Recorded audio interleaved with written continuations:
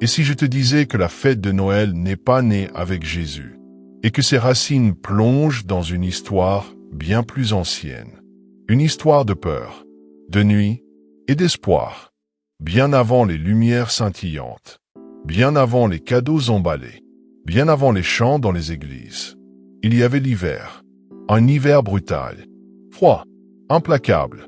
Dans l'Antiquité, l'hiver n'était pas une saison romantique. C'était une épreuve. Les jours raccourcissaient. Le soleil disparaissait plus tôt. Les nuits semblaient avaler la lumière. Et pour les peuples anciens, cela provoquait une peur profonde. Car sans soleil, il n'y a pas de chaleur. Sans chaleur, il n'y a pas de récolte. Sans récolte, il n'y a pas de vie. Alors les hommes observaient le ciel. Chaque jour, ils comptaient. Chaque nuit, ils espéraient. Jusqu'à ce moment précis de l'année, le solstice d'hiver, le jour le plus court, la nuit la plus longue, mais aussi le tournant, car après ce jour, lentement, très lentement, le soleil commence à revenir. Et pour les peuples anciens, cela n'était pas un hasard. C'était un signe. Partout dans le monde, des civilisations très différentes ont fait la même chose, sans jamais se rencontrer. Elles ont célébré le retour de la lumière. À Rome, on appelait cela les Saturnales. Pendant plusieurs jours, l'ordre social était inversé. Les esclaves mangeaient avec les maîtres. Les riches offraient des cadeaux. Les rues étaient pleines de rires, de musique et de festins. On mangeait, on buvait, on se réjouissait, pas par excès, mais par défi. Un défi lancé à l'obscurité. Dans le nord de l'Europe, chez les peuples germaniques et scandinaves, on célébrait Yule. On brûlait une grande bûche, symbole du soleil renaissant, symbole de la chaleur qui revient.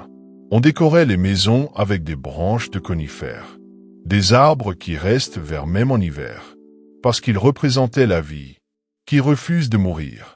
Ailleurs encore, en Afrique, en Asie, chez les Celtes, les Perses, les Égyptiens, toujours la même idée.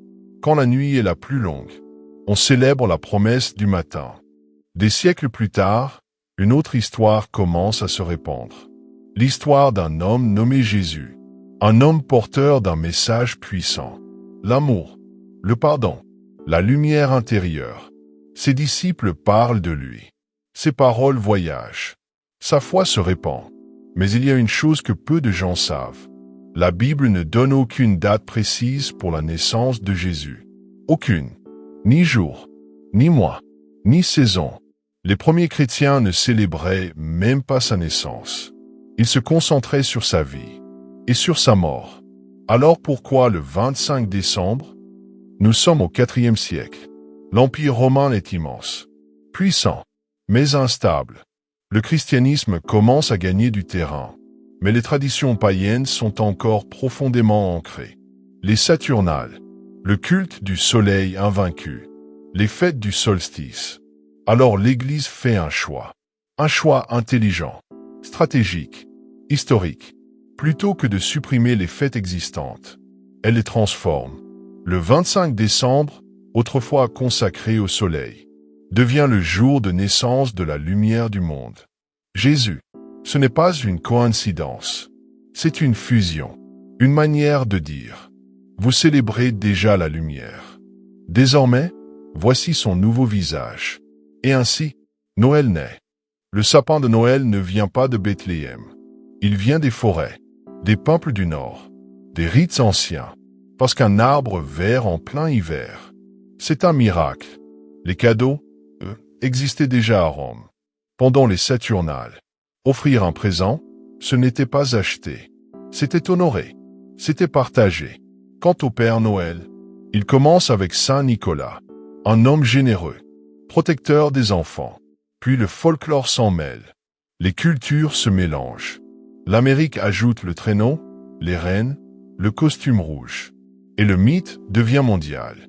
Aujourd'hui, Noël est partout. Religieux pour certains, culturel pour d'autres, commercial pour beaucoup. Mais au fond, que célèbre-t-on vraiment? On allume des lumières. Quand les nuits sont longues, on se rassemble. Quand le froid isole, on offre.